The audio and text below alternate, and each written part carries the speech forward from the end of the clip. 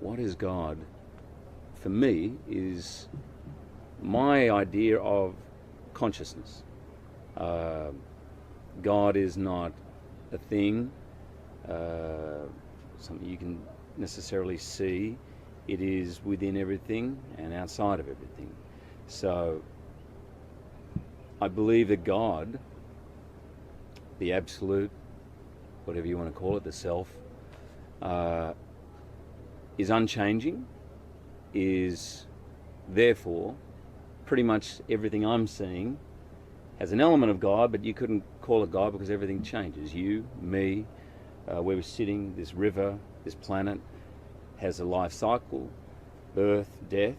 But my feeling about God is that it exists beyond that, beyond those laws of nature. It was somehow, it is somehow separate to the laws of time, matter, space. And that's about as close as I've come to any realization of what God is. So you don't see God as a bearded chap up in the sky telling us to be good, and if we don't, we'll go to hell, and if we are, we'll come to heaven. I don't see God as a bearded chap, although I used to for many years. I was brought up in a Church of England family, went to Sunday school. My father's quite religious. He wasn't until he was about 26, I believe, maybe 28, and he went to a Billy Graham crusade and was converted with my mum. My mum did the usual thing, which is after about 6 months started to, wean off it a little bit. My father never did, and is incredibly religious and goes to church every week, and in fact has done almost sort of missionary work after he retired as an accountant. So I was brought up with a very strict Protestant view of what God is and our place next to God. And that consisted of some deity, a guy with a beard, telling us what to do, marking us on our behaviour, and hopefully granting us entrance into heaven. I think around about 14 or 15 was when I started to kind of, and I by the way, I fully bought it. I would say I was a born-again Christian. And I remember at the time, in fact, someone saying to me, most of you who are here at church, by the time you're 21, 22, will fall away from this. And it's a sad fact, but very few will stay on that narrow path. And I remember thinking, there's no way I'll be one of those. There's no way. I'm not going to fall away. I'm not going to do that. I'm not going to be one of those. And I have. But funnily enough, I probably feel like the path to discovering why we're here, who we are, what it's all about, is truly a narrow path. I don't think many people follow it. But around 14 or 15 was when I thought my father's idea and this church's idea of what God is just doesn't make sense. How can only 5% of the world be admitted into heaven under these laws? Why is it that they're largely wealthy white people are the only people sort of heading there? Why aren't the Buddhists going? Well, that's what started me to question. That's where the questions. This just doesn't make logical sense to me. Why? There's too many questions unanswered, and every time you put forward, when I was 15, say, or 16, every time I put forward the question, it would either come back to me as, well, the Bible says, or have faith. You just have to have faith. And so around about that age, I thought, it's not good enough for me. The idea of just have faith. If I have a question, I should feel sated. I do believe there is an element of faith to life. There's an element of God is unexplainable. It is a concept that you can't put into words. I mean, I think a really interesting idea to make a documentary and ask people what they think what God is, because I don't believe you can actually explain it. I mean, throughout the history of man, I wouldn't say I'm an expert. I've read quite a bit of Joseph Campbell, and he was the one who kind of has disseminated all these myths from all these cultures from all time. And whilst there's similarities, they're all stories to try and explain the inexplicable, because we want to have some grasp of who we are and where we stand, but no one can actually say it because it's beyond words. It's an experience. God is an experience. I Sorry, mate, I feel like you want to ask me questions. And No, I'll keep going. I think you're making a lot of sense. But I meditate. I was introduced to meditation about 15 years ago, and I meditate twice a day. And if I ever feel close to knowing what God is, it's somewhere in the boundary of that half-hour period, twice a day when I meditate. I think the basic idea of the meditation I do is to quieten the mind, to just let all that instrument calm down. And I sometimes have experiences where I feel a little out of body, a little time. Ideas of Hugh Jackman as a father, as an actor, all those roles we play just seem to melt away. And somewhere in there is where I have some glimmer, some glimpse at what God is. And it's a feeling. And it's blissful. And it can go like that, and every minute you try and grab onto it, it's gone. We're householders, right? You're a householder, I'm a householder. We're not people who are born to sit up on the top of a mountain and meditate. Some are, and they're incredibly powerful what they do. But you and I, basically, we have a job and we earn money to look after a family or whatever. We give to society in whichever way we can and contribute. It's what in Indian or Vedic terms they call the way of the householder. But twice a day, even as a householder, twice a day for half an hour, I can dip into what I call that gold, that the substance of what is God, and just bathe in it. It's a different experience every time, but I get glimpses of something that energizes me on such a deep level that I'm not sure exactly what I'd do without that form of prayer. It's a way to be in touch with who I really am.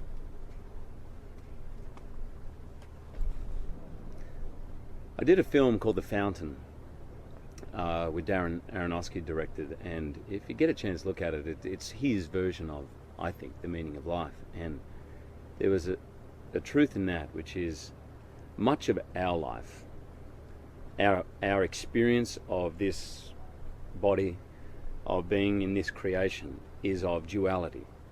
That in fact there is an interviewer, an interviewee. There is a man and a man, or man-woman.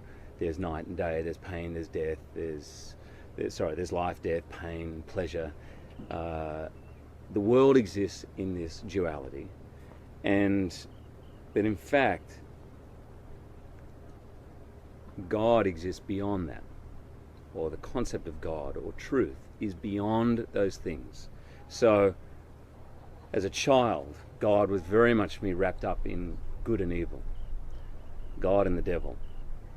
And for many years I thought everything that was good was God and that everything was bad was the devil. And I suppose now my understanding of it is that it's neither and both at the same time. There's something beyond that. There's something beyond. I'll try and think of very simple examples. I'm sitting here talking through this body to you, and the camera is seeing a form talking, and there is God within this whole entity and outside of it that exists beyond the words I'm saying, beyond the actions I'm using, beyond the space. There is something linking all of us. That to me is God. My training, I suppose, spiritually has gone from church to a place called the School of Practical Philosophy, where I've studied for many years. It's big in London. It emanated from London, and it's truly only about the search for truth, natural law, and how to live your life, basically, how to be happy. And through that, I've learned a lot of things, but the most potent examples I've had of that being connected beyond my physical form or beyond to someone I love or know or hate is in the theatre. And I've probably had 3 or 4 times where I've heard many actors describe it. It's almost a slightly out-of-body experience, but you can stand on stage with 2,000 strangers and feel like you know them intimately and they know you intimately, and feel completely safe that everything, you can open up your heart and they're opening their heart, and you're completely connected. It's in that instant a feeling of absolute privilege that you can experience it, and so powerful that it raises the hairs on the back of your neck, and you can't. Here's the frustrating thing about it: you can't make it happen. You can try your heart out. You can be the most dedicated actor of all time, and you can always do good shows. But of all the shows I've ever done, the years of being on stage, probably only 3 or 4 times have I really felt it, and it's a pure blessing. And at the same time as you're there in it, it's this complete knowledge of unity, of community. If you're really listening, it's the space. It's the space between words. If you listen to great music, it's not always the music, it's sometimes the space. The greatest composers, I think, understood the space between the notes. And when you feel that, it's so uplifting. It's amazing. And we can get so focused on listening really hard and listening to the music that you forget. The experience of God is restful. It's, I feel, rejuvenating. I think modern day life, I often feel quite tired and quite run down. And that may be because we don't always observe to the laws of nature and laws of this body and how we should live our life. But I wrestle with this all the time. Is there a way that you can experience God when everything's crap in your life? Little things. I try and do this every day. I know you probably think I'm weird, but I will, at the end of a shower, always turn on cold as a little reminder that that's not going to affect who I am. The experience of being warm, pleasurable in a hot shower, it's just an idea that that's better than cold. Is it comfortable to have a really cold shower in winter? It's not comfortable. But why can't God exist in that uncomfortability? Why can't you be able to find rest in that? When I go to the gym or work out, you're signing up to have some moments where it's really uncomfortable and painful. And I think even as much as 6 months ago, I used to resent it. I used to, and I can't wait till it's over. But I thought, why am I wasting my life only wanting the pleasurable, only wanting the comfortable? Why work so hard just for that when you know that at best a quarter of your life is going to be pleasurable and comfortable? At best. A lot of life is uncomfortable. A lot of this experience it's not easy. It's not. I don't care who you are. It's not easy waking up first thing in the morning. You don't always want to get up out of bed. But can you find God in that? And I think that's where I'm at right now. I think to find that space. I've sort of got off the track from your question.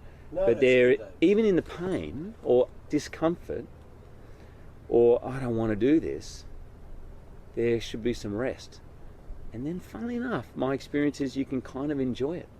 It's weird. You can kind of enjoy the things which most people are not and shy away from. Fear is something that is, I think, the greatest disease of modern times. I mean, stress, people call it stress, but it's just fear. It's just as adults, it seems no one wants to say I'm scared. I'm scared that I'm not going to do well at my job. They go, I'm so stressed, I've got such a busy day, you know. But the fear stops you being able to rest. And lately I've been practicing this whole idea of just resting in the idea that I'm scared.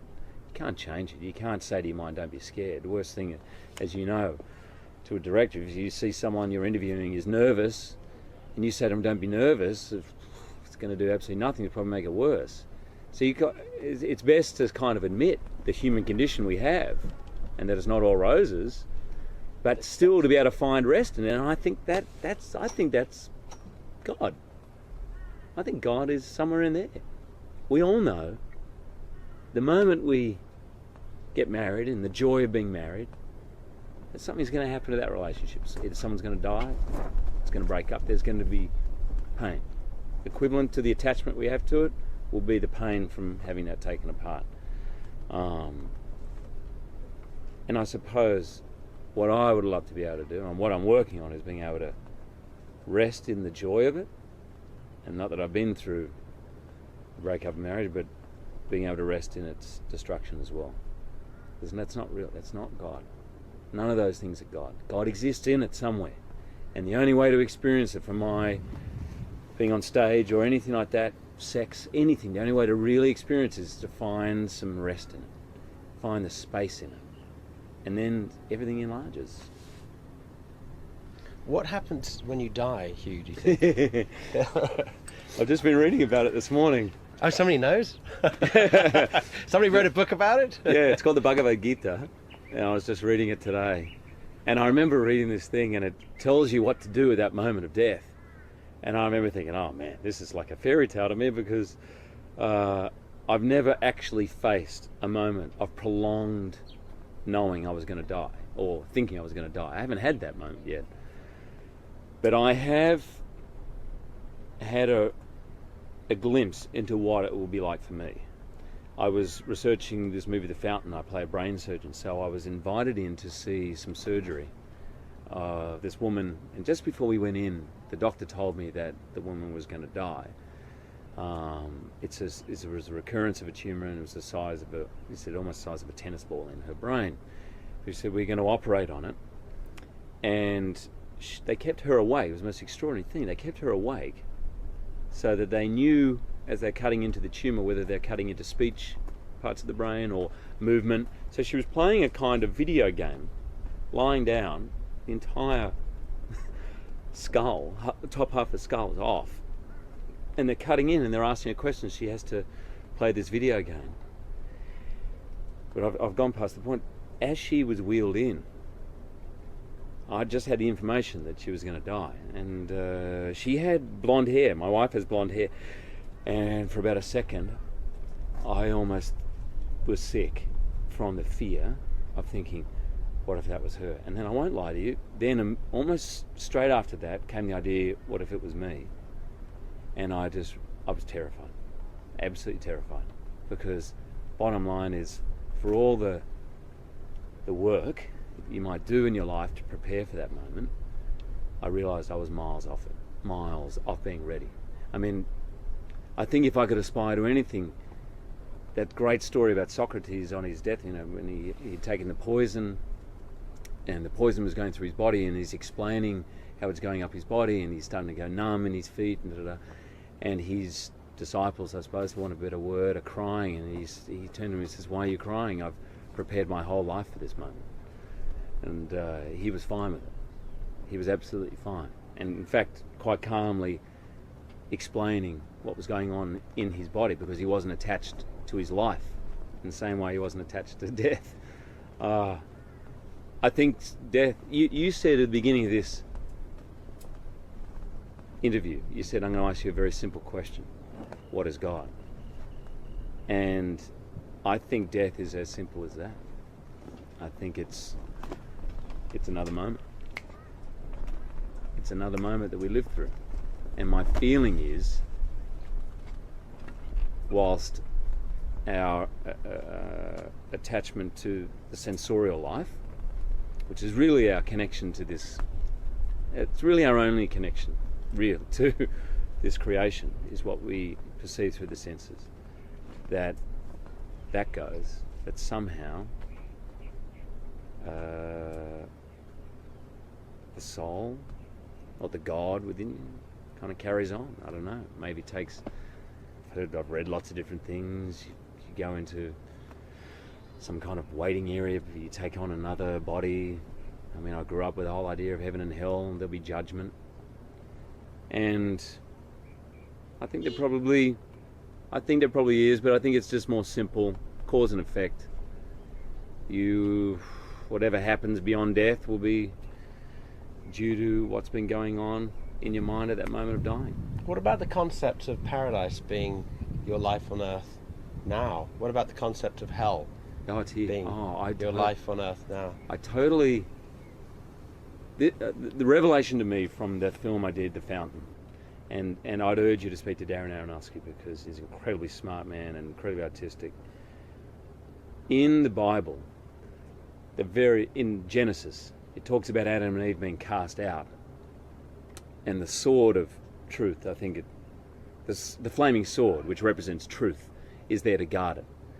Because Adam and Eve eat from the garden of good and evil, they eat the tree of good and evil, and they eat the apple, so they understand duality for the first time. Up until then, there was no concept of good and evil, of the tree of knowledge. There wasn't any understanding of duality. There was only an understanding of unity, of God. So from that moment, all of a sudden, God and man are separate, man and woman are separate. Oh, I'm naked, you're naked. And I think that's where we are. And I think it may all sound too neat, but I truly believe there is a way to find the Garden of Eden here, in this life, wherever you are. You don't have to go to the top of a mountain to do it. I'm born in Sydney, and I think you can find it in a suburb of Sydney. I think it's totally your interpretation of life, the way you live it. I don't think it's easy, but I've read enough people who are fully self-realized, I suppose, have fully realized God within them and within life, where they are in the Garden of Eden. I think there's been some examples of it in history, and luckily they've written things down. And I fully believe that paradise is available. And I say that only because I feel like I've had a few moments of experiencing it. Sometimes in meditation, I've had a few moments on stage, some moments in relationships. So paradise could be here on earth? Yeah. What about hell? What is your definition of hell? The definition of hell that I was taught when I was younger is absence of God, which I remember thinking at the time when I was younger, I thought, no God, I don't know how bad that would be. I remember thinking, I don't know how you go from absence of that to flames and all of that, fire and brimstone. But I do now. I don't think you can be absent from God, because God isn't everything. But I do think that you can get so far away from the laws of nature, that the experience of life is hell. It must be. I haven't done it or been close to doing it, but people take their life.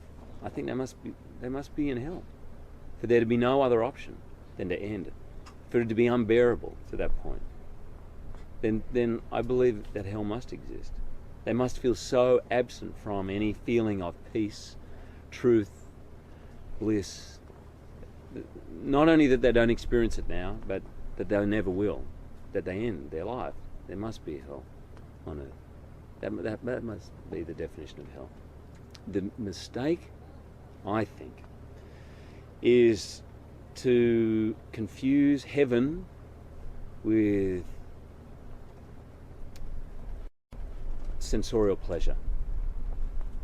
And I think most of our day, for a lot of people, and me included, is preoccupied with sensorially being happy, feeling good, working hard enough to have the things to enjoy, feeling comfortable in relationships, always everything happy and good. But I don't believe that is heaven on earth. My feeling of heaven on earth is always realizing that we are by nature truth, consciousness and bliss. That is actually our nature. It doesn't mean that you won't go through pain, or things might be uncomfortable, but somehow within painful or hard times, there can be an experience of bliss. Like we watch a play, we watch a tragedy and can love it. Why can't we love our own life when it seems tragic? What is that? Why does that stop? And it's obviously to do with attachment. You can watch a play and you can be crying watching it and absolutely love it. And yet, if it was your own life, it could be to the point where you want to kill yourself. And that's because you're attached to it. Whereas when you watch a play, you're not attached to it. You just fully can enjoy the fullness of being human, the human experience. You can enjoy it. I think for me that's hopefully the secret. Why is there so much fighting over religion? There's no question more important in life than who are we, why are we here, and what do I have to offer to the world. And some people, I believe, out of fear that they might be wrong, can't accept someone else's opinion, can't be open to another idea. Sometimes, I think very rarely, people have a lot of power in that they can manipulate others, and they know that people's fears people are easily manipulated by fear, and some people do use that. But for the day-to-day person, they so want to be right in their choice and are basically not sure, which I think all of us aren't 100% sure, that they refuse to believe anyone else, and it offends them to the point where, I don't know, they want to kill each other. I can't see, if you put Buddha, Jesus Christ, Socrates, Shakespeare, Arjuna, Krishna at a dinner table together, I can't see them having any argument. That's the way I look at it. All the things they have to say seem to have a commonality. They're born out of different times, out of different situations, different cultures, but essentially it seems to me to be the same thing. Sometimes, I told you I was brought up by a father who ended up getting into almost missionary work in China. And the church I was at supported missionaries, and I remember thinking how great these people were to go and spread. In fact, it says in the Bible, you must go and spread this. It's your duty to spread this, tell the people.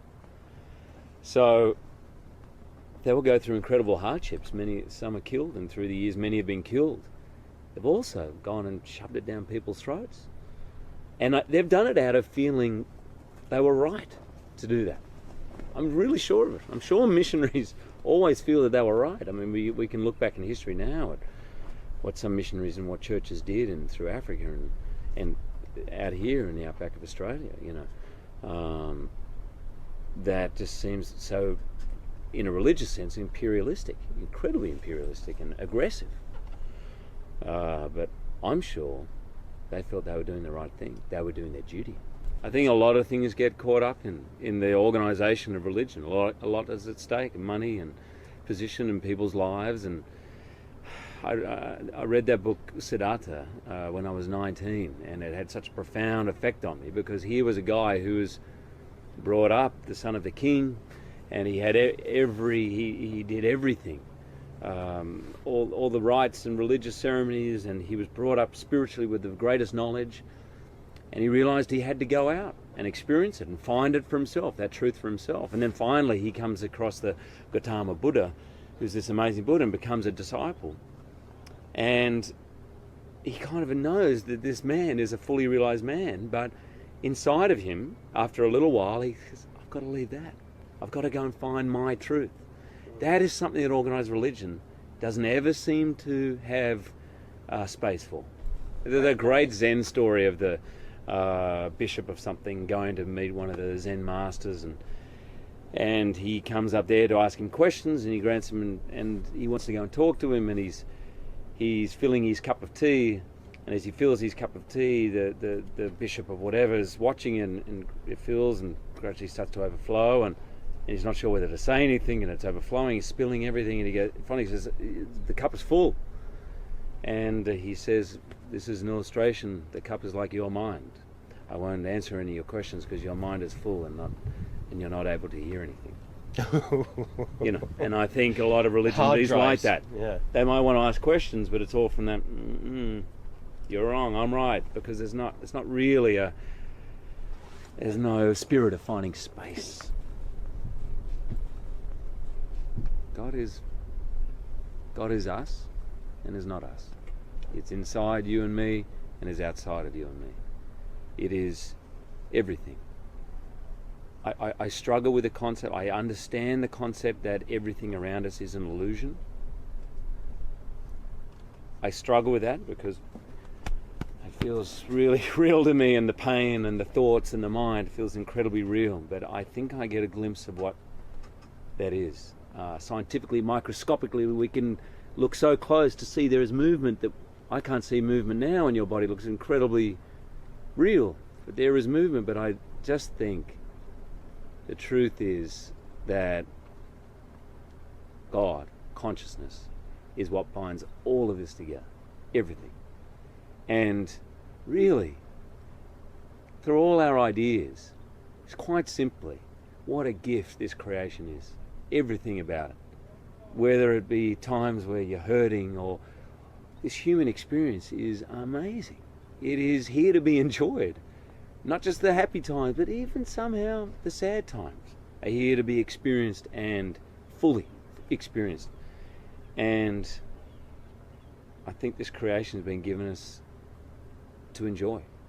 And I think that if we do, that's probably about as close to God as we can get. I mean, I'm fascinated at the end of this to see what you come up with as a filmmaker, asking people whether that experience of what God is there. And I've spoken to some incredibly wise people, and sometimes the wisest of them said to me, no matter what we talk about, don't hold on to it, just let the sound of my voice, just listen to the sound. And somewhere in the sound is the truth. And we're so trained from being this high to go for meaning, to analyze, to find truth, to work it out, pros and cons. And I think as we meddle, somehow that truth goes. Oh my God. What a place to ask these questions too. The Aboriginal people, I've read a lot and I'm speaking to them, and they see what they call the magic. They see it in everything. They see the magic. And I suppose that's what I mean by is God. God is us. You, me, the land, the creek, the interplay of so many different things that have to make this creation work is it's magical. It's wondrous.